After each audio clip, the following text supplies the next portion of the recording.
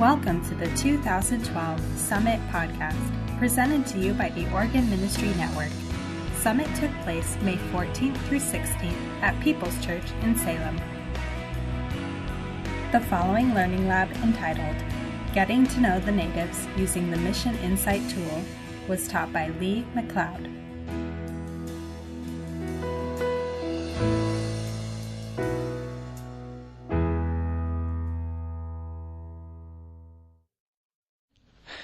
One of the things, and Lila, I want to ask you to come and join me if you would.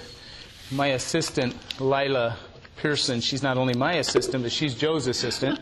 And she's good. She can keep both of us going all the time. And really, yeah, she's exhausted. So I can understand why, definitely.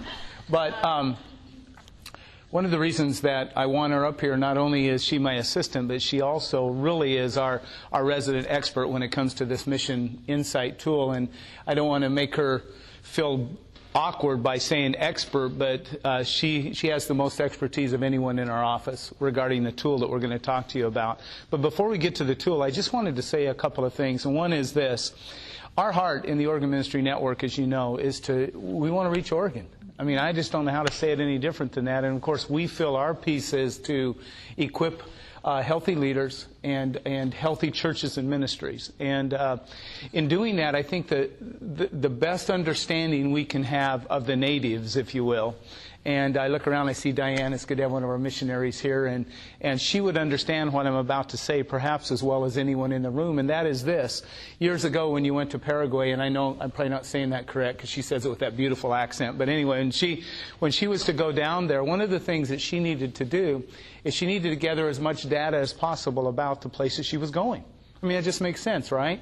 And if Diane would have left Oregon and went down there and did everything the way we do it in Oregon, then it wouldn't have succeeded. Many of you have been in missions around the world, and you know that's true. The unfortunate part is this. Oftentimes in Oregon, or wherever we happen to find ourselves, we actually come to our towns, and we either try to import what we've done or seen successful in another place, or we try to do it the same way. Or the other thing that happens, I was in a church just this past Sunday and shared the results of MissionInsite. It was in Sherwood. And Sherwood's in transition right now. And I was in Sherwood, and I was talking about Sherwood. I was there 23, 24 years ago in Sherwood and did a wedding. And it was a lot different then than it is now. The whole demographic had changed. It was completely different, honestly. For years and years and years, it was Bend, Redmond, and Sherwood went back and forth as to the fastest growing places in our state in terms of cities. And with that came this influx of a different demographic, age-wise, income-wise, the way they process-wise, all of that. So what we're talking about today and what we're doing with the MissionInsite is we're trying to expose you to a tool that some of you heard a little bit about when we were on the tour and we went around in the different connecting places. And so there'll be a little bit of repeat, but we want to give you a sample of a tool that the Oregon Ministry Network has purchased on your behalf, or I shouldn't say purchased, but contracted. It's an $8,700 a year contract that we are spending that comes back to you guys free of charge. Everybody in the room, or let me say it this way, every church represented in the room has access already. Lila's already set it up. You have access to this tool. So we'll tell you how you can go to this tool, how you can use it. We'll give you some of the features that it offers, and we cannot cover it all in an hour or 50 minutes. We can't do that. But what we can do is give you a brief snapshot of what it looks like. We'll try to answer a few questions, and then the rest of it we'll direct you to Lila and to MissionInsite itself. This is an annual thing. We suspect that we'll be doing this for a few years. It's updated every 2 years. Every twice a year, every 6 months, twice a year. This demographic tool, which makes it just, it's updated. We got on this in the end of December, and by the end of February, a lot of the stats had changed because they updated everything in January. So it's fresh and it's new, and you will be amazed at the kinds of things we have. So what I think we want to do to jump into this is we're going to pass out a couple of these, and maybe Ron, could you help her? By the way, if you guys haven't met Ron and Debbie Dye, they pastor our church in the most extreme eastern part of the state. They're so far east, they're in another time zone. They're in Ontario, and some of you may not have met them. And then we have folks over here from the west side, clear over, I mean, you can't go any further west, you go out in the ocean. So the uttermost parts of the earth, that's right. And then we got Steve in the north, and do we have anybody from Southern Oregon region? Oh, there we go. Yeah, you can't get much further. He's down there on the line, so we got the whole state covered. We keep the state in place. There we go. What I want to do with this tool is we have taken a couple of random spots, and Lila, as we are passing this out, we're passing out, there's 2 different ones. Is that correct? Right. But they're only going to get 1 report. Or do we have enough for? Okay. We're going to give you 2 full reports so that you can draw a comparison. I like this. That's right. Now, I know we're all leaders in here, and I know you're very anxious to look at what you have in your hand. If you will let me kind of walk you through the tool, I think it'll make more sense, and then you can take what you have home and use it as a comparison at home. I think it'll be easier if we do that. So what I want to do first of all is the one that says this full insight, something that looks like this. And then if you look on the inside of that page, you're going to see a diagram. Let's start with the one that says Beaverton Resound Church. So look for this page here, and then open it up, and on the inside it'll have a diagram, and it should say Beaverton Resound Church. Okay? They look the same on the outside. Does anybody else need a portico one? Okay.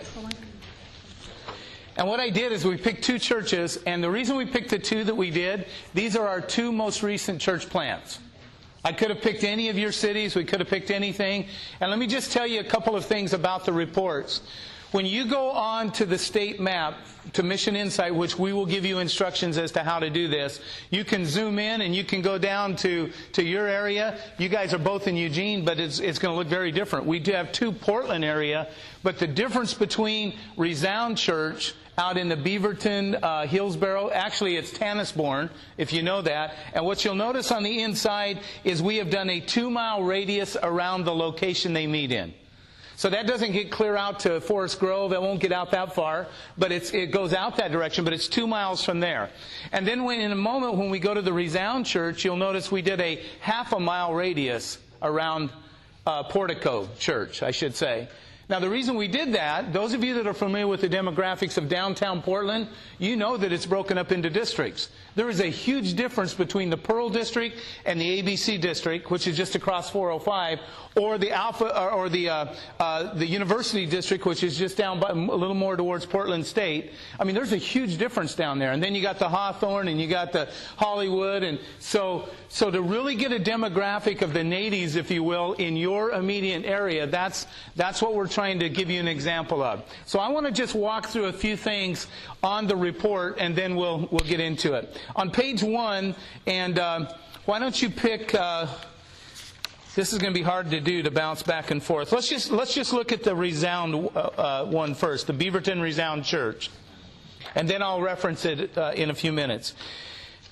On page 1 at the top, you'll notice that it always gives you 4 or 5 years. So you have 2000, 2010, 2011, and then you'll have a 2016. It'll always give you a 5-year projection out. It will also allow you to monitor what's happened in the recent years. So, for instance, population. In this 2-mile radius, the population is 62,600 people. So we have 63,000 people that are there.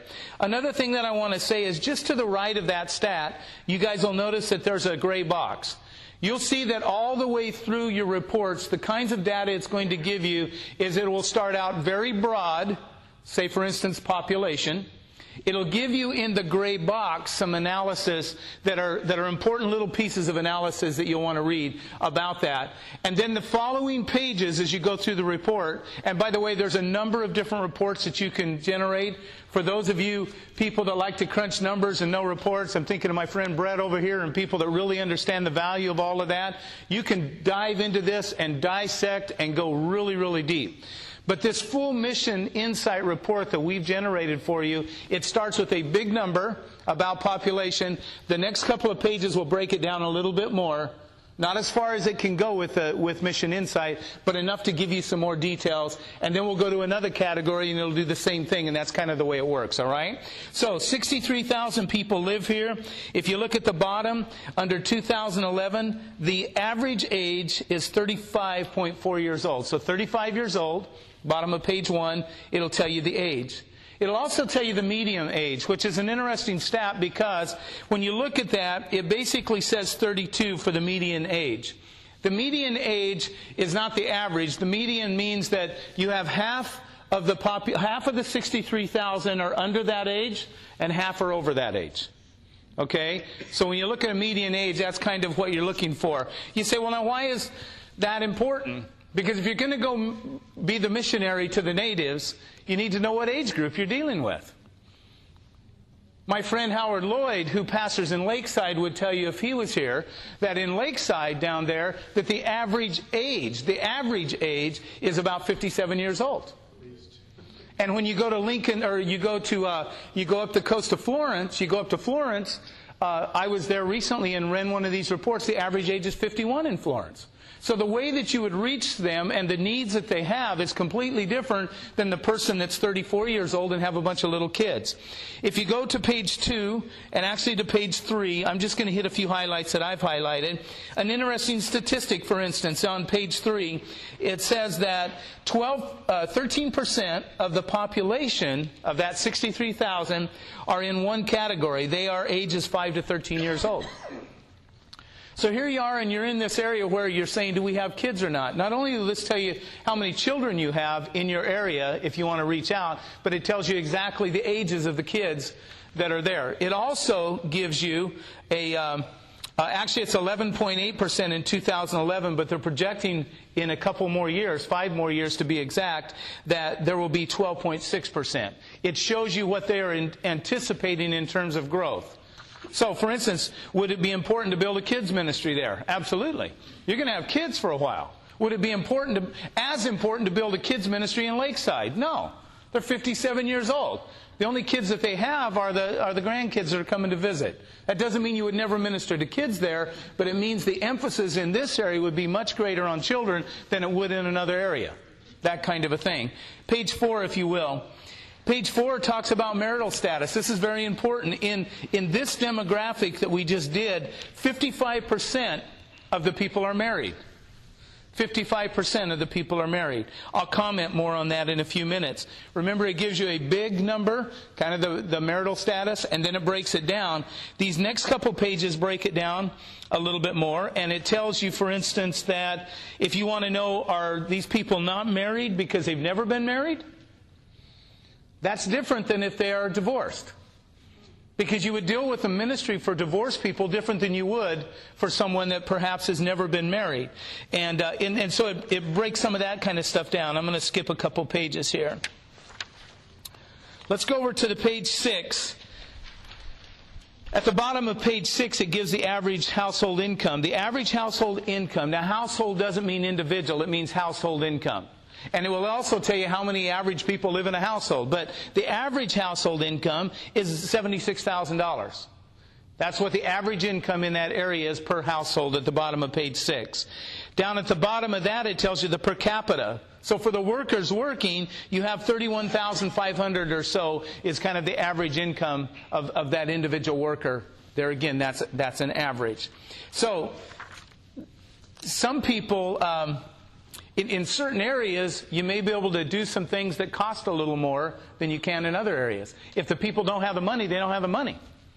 And for you to go in there and try to do something that is always requiring money, you can imagine how difficult that would be. On page number 8, here's an interesting statistic. It talks about households with children. And it's interesting, at the top of the page, it says that in this 2-mile radius, there are 1,694 single moms raising kids on their own. But it's also interesting that there are 538 single dads. Can you imagine how important it would be to have something that would cater towards that kind of a demographic? You may not know that without a tool like this. You may not know that there are that many people around you with those kinds of things. On page 10, now we kind of jump to how white they are or not. And it's interesting because this portion of Portland is extremely white. Of the Portland area, I should say. You can see that 66% are Caucasian. But it's something that's interesting about this demographic that I haven't seen anywhere else. As most of you would imagine, the second largest demographic in most of our towns across Oregon might be what? Hispanic. But in this area, it's not. The second largest demographic, 16% of them are Asian.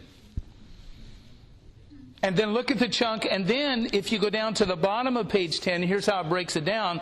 That pie graph down below breaks up what type of Asians they are. Now that's important. It would be interesting, it would be very important, for instance, if you go to page 11 and say you were dealing with Hispanic. What I have learned about Latinos is when you put them all into one category, that doesn't mean they do church the same way. Am I right? Yeah, our missionary's going, absolutely, you don't do that. When I was in Chile one time, we were talking about Mexicans, and I found out they're different. Thank you, Deanna. They're different. Yeah, I was thinking more like they didn't like each other. But anyway, it was just different.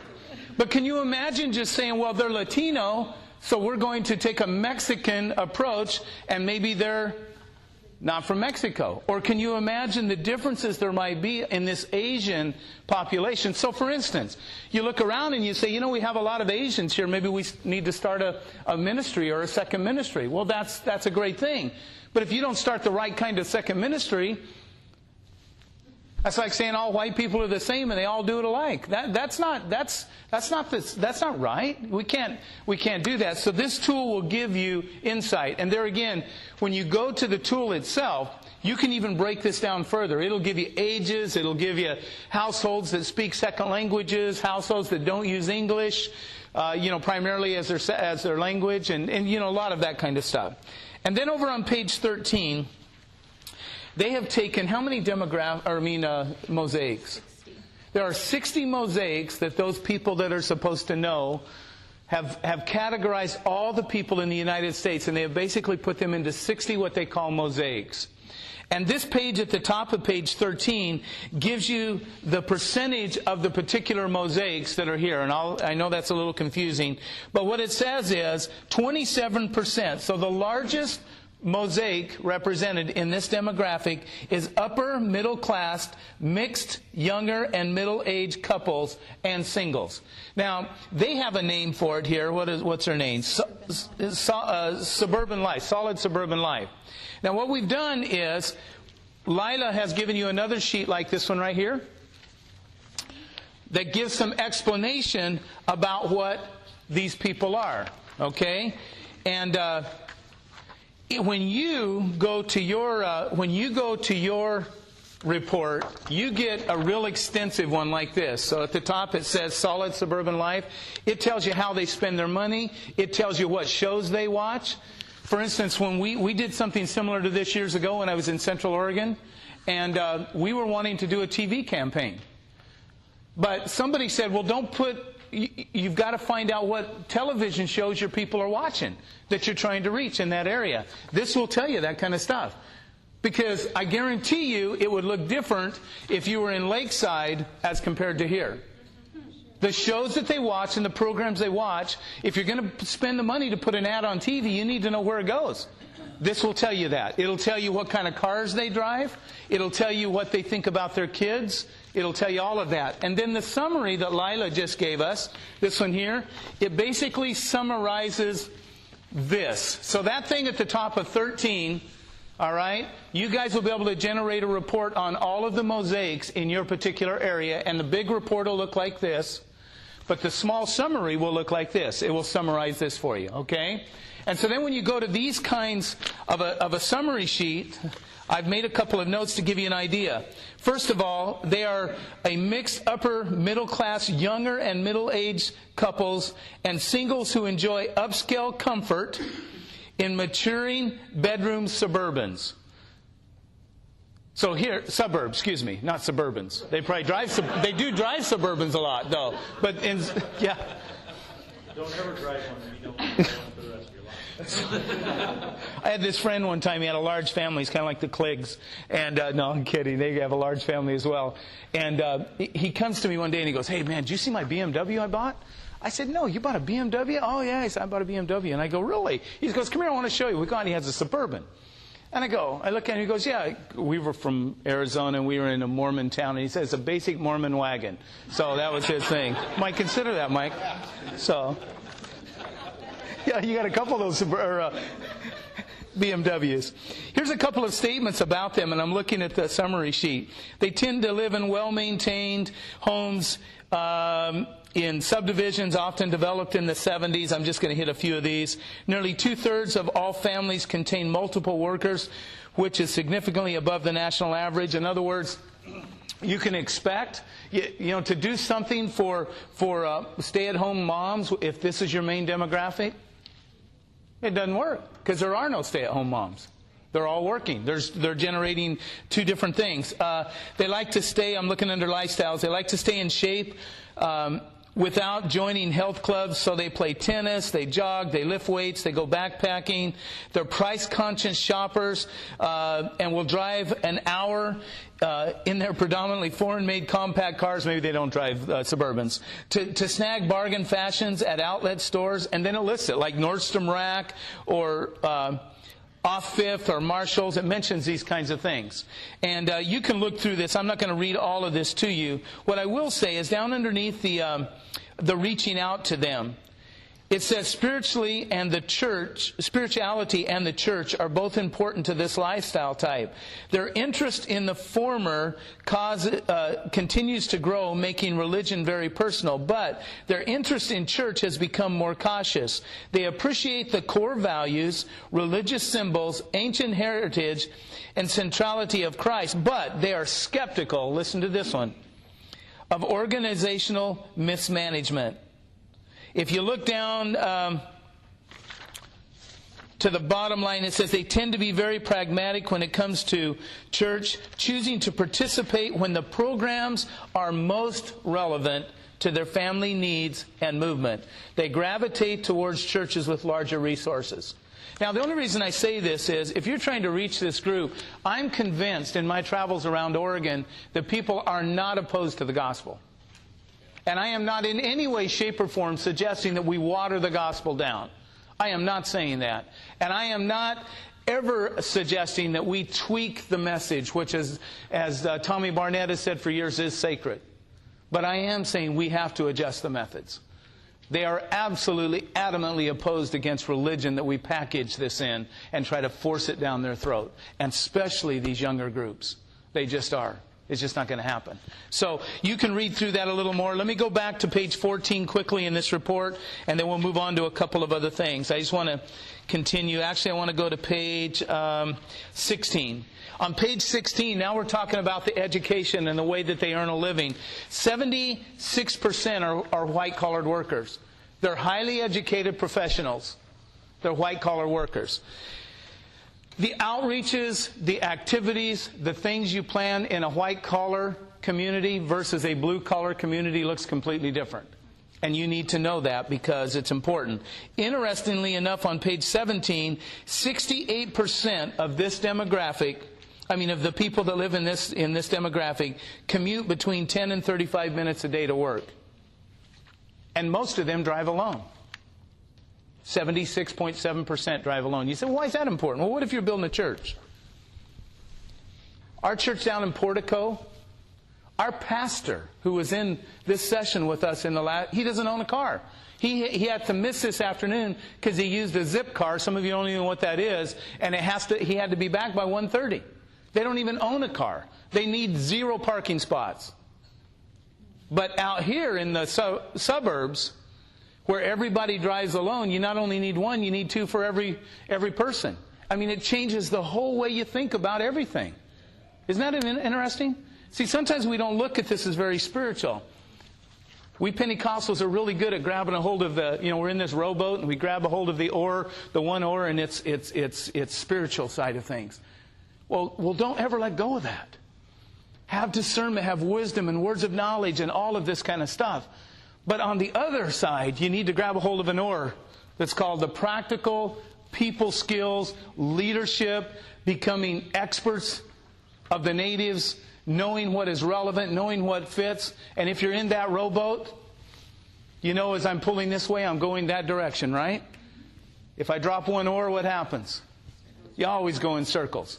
So I see churches going in circles sometimes because they hold so tightly to the spiritual side, they're no practical good to anyone. And then I see other churches going in circles because they hold so tight to this mechanical side that they're no good to anyone. And Jesus was a master at grabbing hold of the two oars of his society, and he maneuvered through in such a way that he never once offended a non-believer. If you can find it in the Gospels, I'd like to see it. It's not there. Now, did he say a couple hard words to people like us? Yeah.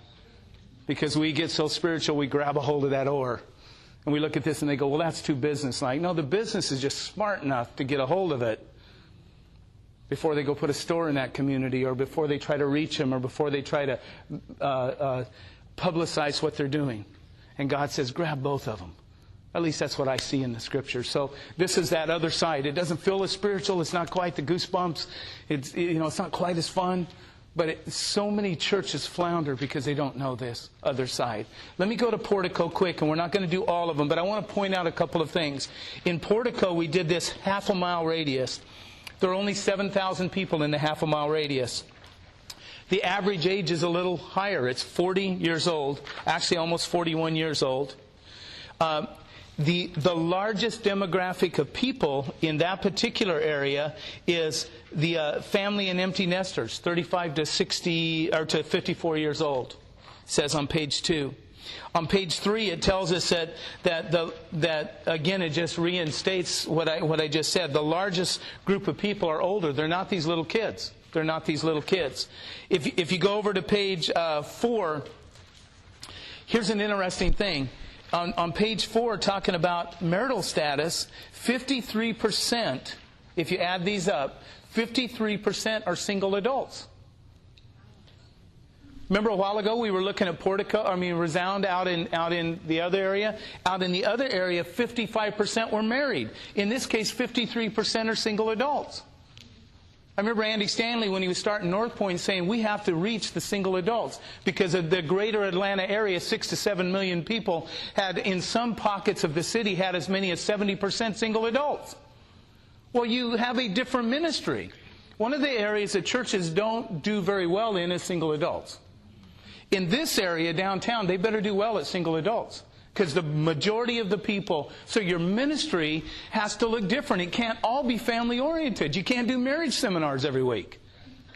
It has to be different, right? Okay, so there's a huge difference just a few miles apart. So we had both of our church planners here earlier today, and they're talking about differences. They can't do it. Luke would not succeed in Resound Church if he went and tried to do that in Portico. And Portico could not succeed out there. He couldn't live without a car out there. I mean, that's just one practical piece. Big difference. 38%, if you look on page 7. Well, let's go to page 6 first. Look at the increase in how much money they make. Their $89,000 is their annual household income. You better make $89,000 if you're going to live in the Pearl District, those of you who've been down there. But you can see why. If we look around at a couple of other things here, and I don't know which page it's on, but in one of the things you'll find that they live in condo or apartment type housing. They don't live in single dwelling homes. They live in these multiple housing units. So it looks different. Our church that's in Portico meets in one of those communities. Lila's got kids that live there because her son-in-law is going through the PA program up there. And so they're living there. And how many lives in that apartment? There's 6 floors. 6 floors. 200 or so people? Well, 200 apartments. Oh, that's not right. There's a lot. Yeah. But the point is simply this. We had them together, Lila and I, and all of us went to a church planting thing just recently, and it was funny to watch them walk into the building. They had neither one been in a church building probably since last summit. Because they don't go to what we think is a church building. Resound meets in a Regal Cinema. And the other people meet in a community center that's in an apartment building. But that's where everybody lives. They think about it. They see it different.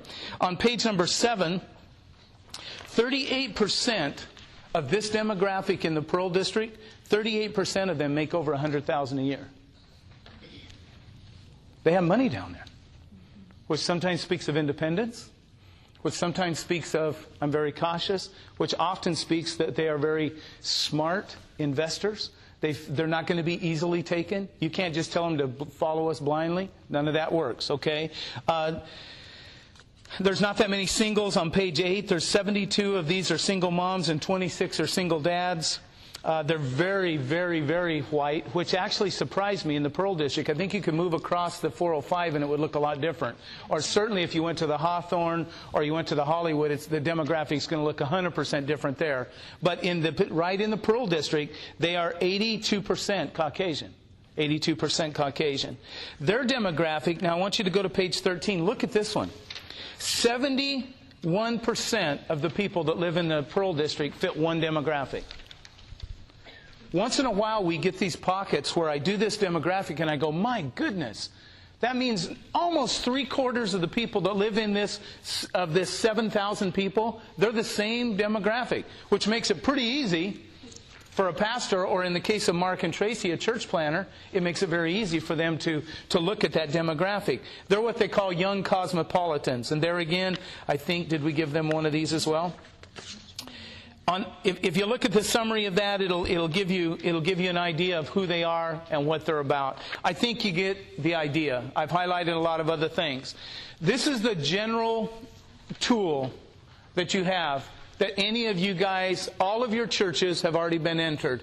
And if you're a credentialed minister with us and you're looking at a pocket that is different in the state of Oregon, that is different than your church or whatever, you can go to our website, and Lila's going to talk to us about how we do that in just a few minutes, and you can run these kinds of things. Another thing that might be interesting, Brad, I was thinking of an Albany First, and you guys probably already have some of this perhaps, but for any church that has, for instance, any kind of an Excel spreadsheet of members, for instance, there is a feature in this that you can literally take your membership Excel or some kind of a spreadsheet and dump it in here, and it automatically will plot all of your members on the map and tell you where the people in your church live. Now, that I think is a $70 charge. That's the only additional charge that I know of for that one piece. But it literally will take, because a lot of people, I was in a church recently, and nobody from the church, from the town comes to the church. Honestly, nobody from the town comes to the church. So they're really not reaching it. We closed a church two and a half years ago in Lake Oswego. And the reason we closed a church in Lake Oswego is not to abandon that population. That's a huge area. We didn't close it for that reason, but we closed it because the pastor and the leadership came to us and said, we're running about 35 or 40 people, but nobody except for one family lives in Lake Oswego. I said, well, where do they live? They live down in the southern part of Tualatin and the Wilsonville area. So we closed the church there and we shifted it down there. Because if we're going to be there and not reach the people, it costs too much money in Lake Oswego. I mean, you see what I'm saying? That's what these kinds of tools will tell you about. Lila, talk to us about, if somebody called you right now or they wanted to come on board, what do they do first? Oh, yes, please. $70, is that a year or is that a one-time? It's to generate that report. I mean, that thing, yeah. As far as I know. Where my Excel goes in. When your data goes in, yeah. But then is that a one-time cost or is that just that's a one-time cost. But you know what? I haven't checked to see how you maintain it because it will change. It would probably cost you every time you upgrade it, updated it, I should say. Yeah. Thank you. We haven't had a church do that yet. So because they got to put their database in. But it's an incredible tool. And it will show you on the website how that works. I mean, when you see how it works. Those of you that have Apple products, you know that one of the great things about Apple products is the video tutorials that they have. You know, all of these videos that are really, these guys have the same thing. You go on there, you click a link, it brings it up, it shows you examples of all this. It's honestly a good tool. Very user-friendly. Go ahead. Yeah, what I'm going to do is give you, we'll give you this. I'll give them. You tell them what it is, and I'll give it to them. It tells you to go to the website. You go to the website, click on, and there is a step-by-step right here. This is where I got lost. But you have to have the agency account number, so you don't want to lose this payment, because the agency account number is what connects you with us, so that's why you would have access to it. When you click that on, when you put the agency account number in and everything, it will go down and you'll be able to click your church. We have all the churches of the state in there, and you can just click on that. If you have any problems, call me. If you lose this, I'll give you back the number. But this is step by step. Step 1, step 2 of where to go, what to do, everything. And then, what I would suggest, even before you go and put all that in, just look at all, like he was saying, look at all the helps they have. The videos they have, they're just amazing. And then you can see what you really want and where you want to go from there. And this is called a full insight that we showed you earlier. There's just a quick insight that it's just a lot. Very abbreviated. Yeah, very much. And then there's just different detailed things that you can see, and you can do all kinds of, it's very fun to work with because you can spread it out a little bit and see the map, and you can do just the zip code. If you're in a smaller community and you just want to see the zip code, when you're in a city, you can't do the zip code. Isn't the zip code the default setting, I think? Yeah. I think you guys are in by zip code. Sure. But you can manipulate it to any way you want and create these polygrams and anything else. The executive report, my board members really liked it because you don't have to be oriented to graphs or everything else because it reads it into it. I mean, it puts out to a readable. It's very good, yeah. And they really liked it. Yes. Yeah. It's just not quite as detailed, I don't. Doesn't have quite, but it's a great summary. And you're right, Fred. I think that if I was just wanting to give the people in the congregation a quick glance at something, that's what I give them. We run this. When I go to meet with the board, I'll meet with the board a week from Monday. That Larry Merle has just announced his resignation here in town, and they're not receiving resumes, by the way, if any of you are thinking about it. Anyway, not quite. But we'll meet with the board. When we walk in with this tool, and the board is amazed when they look at that and say, oh, that's our demographic. So, but the one you're talking about it's a little more abbreviated, but it has all the important data. It really does. Steve. So we can punch in any zip code we want, even out of the state of Oregon. For example, I'm on the Washington border. No. Well. We do. Yeah, go ahead. Oh, yeah. We do have access to. Well, I was getting. No, you go ahead. Go ahead. No, you tell them. So if we got a neighboring zip code that feeds into us, how does that work? You, Steve, in Rainier, you can go Longview and Kelso, but if you go any further away, we'll disbar you. No, I'm kidding. What I was going to say is this. We actually, to get the price, we are sharing this with the Northwest, and you do have access to all of the Northwest as well. We just don't want you looking for anything up there. You just stay in Oregon. That's where I was going with that. What about us in the California line? No, it was a contract that we did with the Northwest, and it gave us a little better price overall for all of us, and they're allowing them to see our network, and we can see Northwest as well. So yeah. Let their pastors come in here, and none of you can go up there. That's the rule. That's right. But yeah, Steve, all of that area right across the river, you have access to all of that. And you can manipulate this thing like you want, like she said. I mean, you literally can take your finger when you're on computer, and you can draw it out with the cursor, and you can include, if you wanted to include, you can clear down to St. Helens, you can include whatever you want. Actually, so in a rural area, it could be a county or whatever. Well, for instance, we did Prospect, just to give an example of an extremely rural area. Well, Prospect is huge in terms of the demographic when you do the zip code. I mean, it's like 600 or 700 square miles. It was huge. But all the population lives in one place, so we went back and manipulated that around where we knew the population was, and that's where it's all at. It actually was only one street. Yeah, it was. Yeah. It was on First Street. So, Doug. I don't know when you introduced this, but Travis and I went home that day, and within minutes we were shouting from office to office, "Hey, have you seen page 5? Whatever." It's really cool, and we're just about ready to do that Excel with the members. We're really excited about Yeah. it. Because for us, half of our church probably lives in Forest Grove. The other half is all over the place. Yeah. And so for us, which we're trying to develop our life group structure as an important piece of what we do, that gives us the advantage. We can say, hey, we've got 7 people that live 15 miles from here. They're not going to drive in for a home group or something. So Exactly. Let's find a leader there or find a facilitator there Yeah. and expand the life group. So I think that's the part I'm most excited Yeah. about. Yeah, and Doug, I'm glad you mentioned that, because when we did some different reports, for instance, when we had the expert, the guy that's designed this, we had him online live, we asked him to show us a couple of places in Forest Grove area, not Forest Grove proper, but that whole area out that direction was one of these places they said to watch. Now here I'm shifting gears a little, but as church planters, we are desperately looking for other places to plant. And what we've discovered over the years, and you guys know this historically, you know, Doug and their church sees this pocket out there down the road a few miles. They start a Bible study, they start something, and then later we have a church. And I would encourage you guys to look around for those reasons. Not saying that it has to evolve into a church, but it might. It might. But you're absolutely right. When it comes to small groups, and if you were going to do a small group, for instance, if you're going to do a small group down in Portland Pearl District and one out there at Tannisbourne, they would look 100% different. 100% different. So in your churches, when you're considering doing small groups in different corners of your city, I think of North Albany, Brett. I mean, that is hugely different than other places in Albany. Yeah.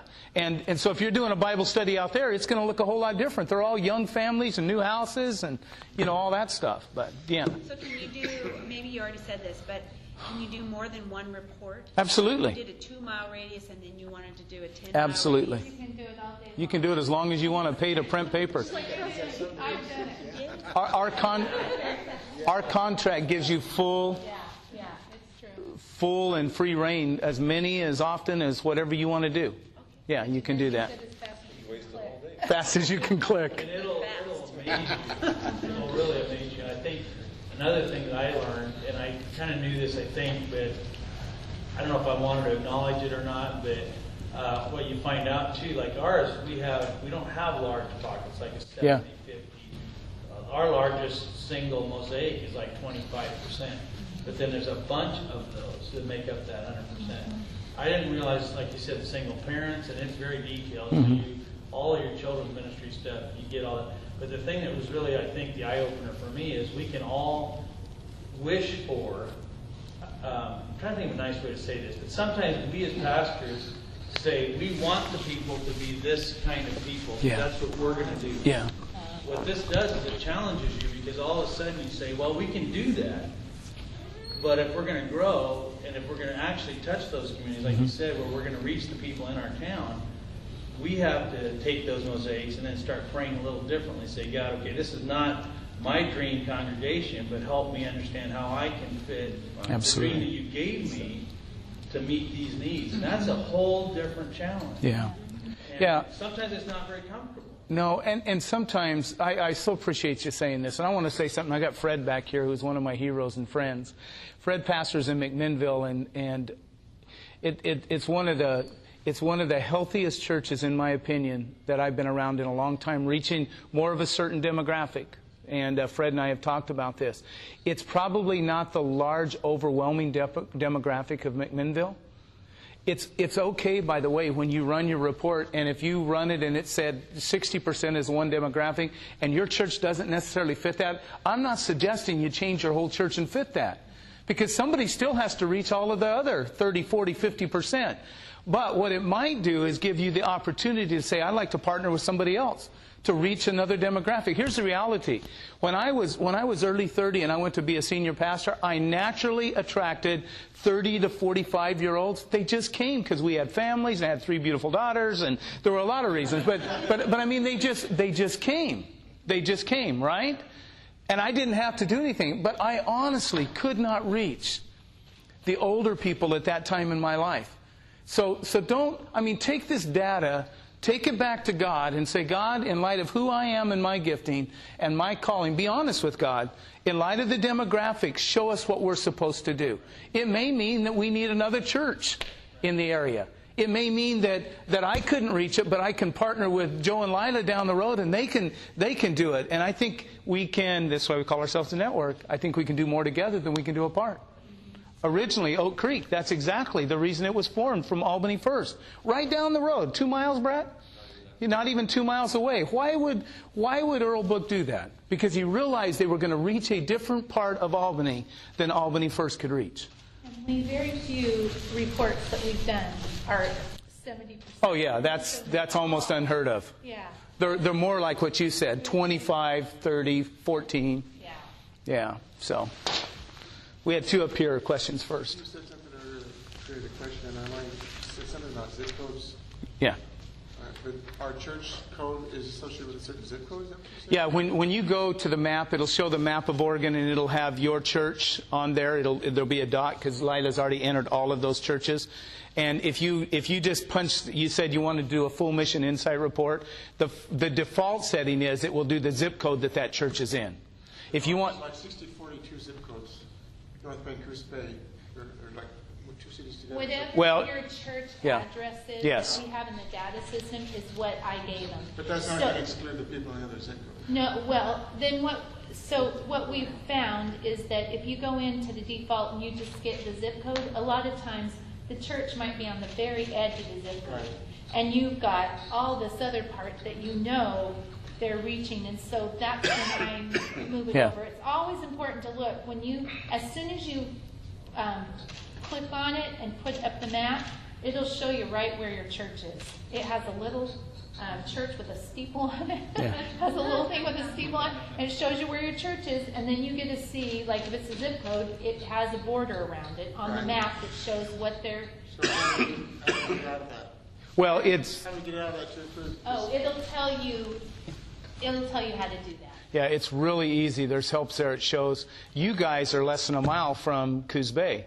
Your church. 60% of our church is from Coos Bay, but the church is in North Bend. Exactly. That's what I'm saying. A mile radius or something versus a zip code. If I were you guys and I were in your community, I would do Coos Bay and North Bend, and I would just notice the circle that we had here. It'll show you how to do that, and I would circle all of it. Then you can go back to North Bend, but you guys are right here, and right over the hill is Coos Bay. So I mean, that's a whole different zip code.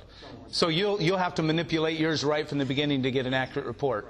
Yeah, I just did South Hills in Eugene, and South Hills in Eugene, the zip code it's in is the largest zip code in the area in the Eugene area. The problem is the church that's right at the edge of it, so it's not even accurate in terms of the demographic. It shows more out in the rural and gets clear down towards Goshen and way out in that area, but it's not accurate with the South Hills place. So, Mike. No, I have a question. Oh, you did? Okay, Fred. And one thought on that, that we're doing right now, like Minto, you can take that data, and then you can take the ones that are in there, and then you can look at what the other churches are doing, and then find, like, start a program with our deputy sheriffs, where they can bring their kids to our youth center. Just we reserve it just for them, but we're getting them on the property. Absolutely. And you can look and see what can we do that nobody else is doing. Absolutely. Not running competition. Absolutely. With somebody else, but you're reaching a different Yeah. one. So we've got two projects that are working really well for that Yeah. just because of that. Absolutely. Another thing this does, and Lila helped me with this, but there are certain reports that will show other churches. It's not just Assemblies of God. This isn't an Assemblies of God tool. But do you remember how that worked? Because remember he showed us when we were on live? A question you might ask them at MissionInsite, because obviously we don't know the answer, but if you're in a particular area, I mean, I want to know, are there other significant churches? When we close a church like we did last summer in Roseburg, one of the reasons we felt as okay as we did about closing the church, I mean, we weren't great with it, but we knew it had to happen. But the body of Christ is doing great things in Roseburg. We sold our building to the church next door who is just blowing and going. It's a 17-year-old church, and we sold the property to them. I mean, they're reaching people. Our pastor's kids went there to church. Because, I mean, so it's not just about the Assemblies of God. So my point is, if you were to ask MissionInsite, they can show you where other significant churches are. We use that part, are going to use that part when we're looking for church planning. Because I'm not in competition with anybody. Except the devil, and we want to win the loss. Period. So, other questions? We have one more here. We're gonna. Yeah, this is just questions that anybody has. If you're gonna keep two sheets, this one here, be sure and keep. All right, that we already passed out, and then this one here. This is kind of a front and back one-page snapshot of all of the things that are very important for this particular tool. Other questions? Where do they get the data from? They get it from a variety of places, and that question always comes up, and we asked them that as well. You know, where do you get it? And they get it from everything from, you know, I stopped at the pilot station in Brooks the other day and gassed up. They won't let me fill up gas unless I give them my zip code. Now, my zip code isn't from Brooks, but they want to know. And these kinds of companies, they buy all of that kind of information. You know, you go down to Target and you spend, a lot of times they say, what's your zip code? Well, they'll know where you live by the way that you spend. Yeah, it's scary. And then there's these drones I've heard about recently. No, I don't know, but oh, it's a Census Bureau? Absolutely. By the way, the reason that it was updated so much in January is because of the census that was done last year. And January is when they entered those figures. Other things, Lila? They're great help. They have a number that you can call them because they know so much. They're incredible. They are amazing. Informative. And so just, you can call them. You can call me. I can try to help. But some of the things are so detailed. If you're looking for a real detailed thing, they're great help, great support. So. When I was pastoring and we went through the cohorts, I know Kevin was part of that and some of the rest of you, and we were part of that. I also was a facilitator of those cohorts. We used a tool called Percept back in the day. It wasn't very user-friendly. It was hard to use, but it was the best thing that we could find as a district back then. And so we had got this tool and we tried to use it, and I used it, and I'm the one that was supposed to be teaching the cohort, and I had a difficult time explaining that all of the time. The main gentleman that does this was one of the guys that was with Percept, and he saw the flaws in it. The other flaw that he saw is that data was updated every 2 to 3 years. And so it was old data in so many places. So this guy has really focused and concentrated on trying to get together a tool that is extremely user-friendly. I keep comparing it to Apple because it feels that way when you, honestly. You'll like it. The videos are good. These guys are wonderful to work with. Their phone number's on here. Lila can help you, and she does a great job, but honestly, they're even better. They are, and I'm not trying to push it away from Lila. It's just that they created it.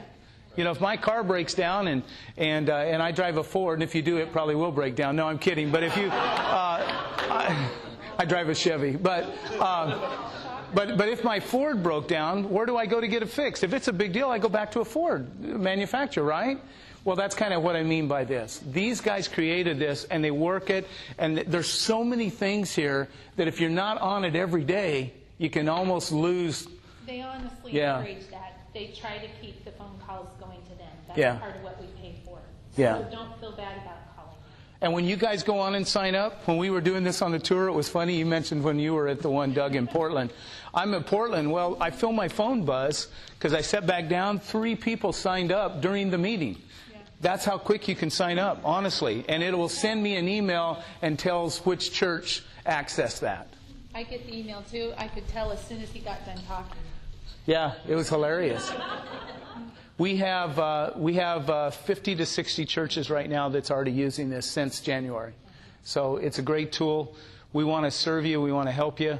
It's not all like I said, take it for what it is. You run the data back by the boss. Say, what do I do with this, God, in light of who I am, in light of where you've placed me? And let me just say this. He knows who you are, and He knows where you've been placed. Nobody could do it better than you, or God would get you out of there and find somebody to do it. And if you'll embrace that, we call that the call.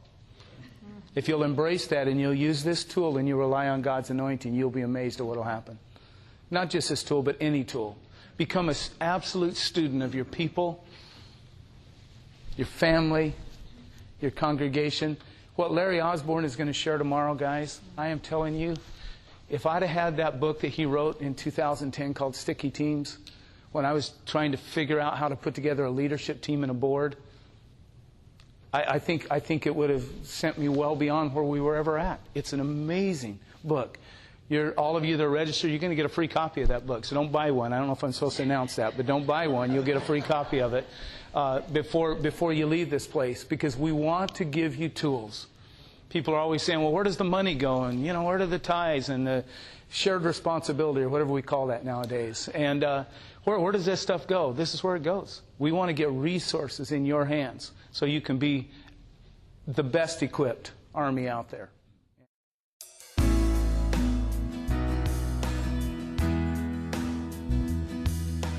Thank you for listening to the 2012 Summit Podcast. For more information on the Oregon Ministry Network and our events, please visit our website at oregonag.org.